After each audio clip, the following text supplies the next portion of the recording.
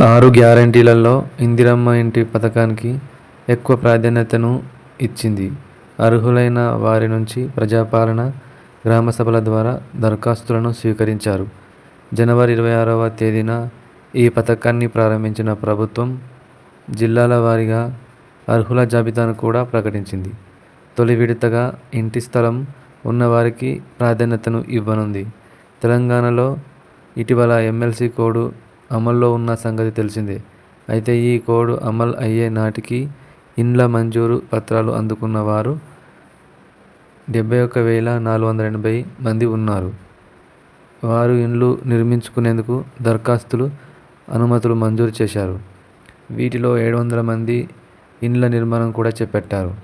వీరికి ఆయా గ్రామ కార్యదర్శుల ఆధ్వర్యంలో పరిశీలన పూర్తయింది. ఇండ్ల నిర్మాణాలకు జియో ఫెన్సింగ్ కూడా పూర్తి చేశారు.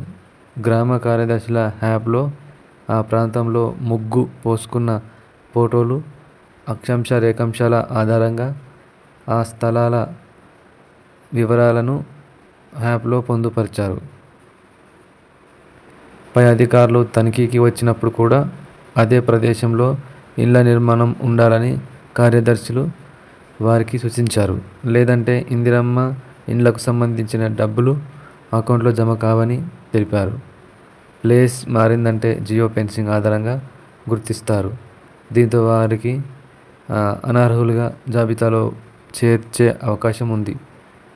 అందుకే తొలి విడతలో ఇందిరమ్మ ఇంటికి సంబంధించి డబ్బులు జమ కావాలంటే తొలుత ముగ్గు పోసిన ప్రదేశంలోనే ఇళ్ల నిర్మాణం పూర్తి చేయాలని అధికారులు తెలిపారు.